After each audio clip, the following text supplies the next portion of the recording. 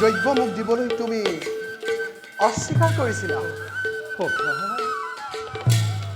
মোক ক্ষমা কৰি দিয়া সখা।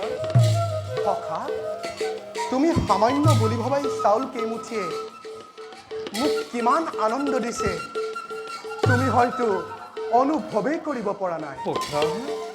প্ৰেম ভাৱে ৰনাই চাউল কেইমুঠি মোৰ বাবে মহামূল্যৱান ৰত্ন সদৃশ।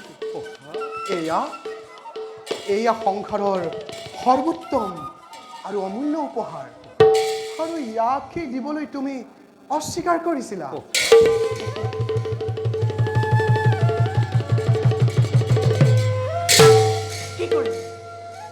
কি কৰি প্ৰিয়তম, আৰু অন্ন ভুঞ্জিব নালাগে।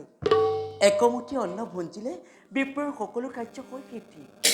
আৰু যদি আপুনি দ্বিতীয় মুঠি অন্ন গ্ৰহণ কৰে, ময়ো যাব লাগিব বিপ্ৰ খেদিবৰ বাবে। গতিকে স্বামী, এই মুঠি তেজি ৰাখক। আপোনাৰ এই বন্ধুৱে অনা অন্ন কেইমুঠি কেৱল আপোনাৰখিনি দিয়ক, আমাকো দিয়ক। আমি সকলো ভাই ভনী মিলি ভগাই খাম।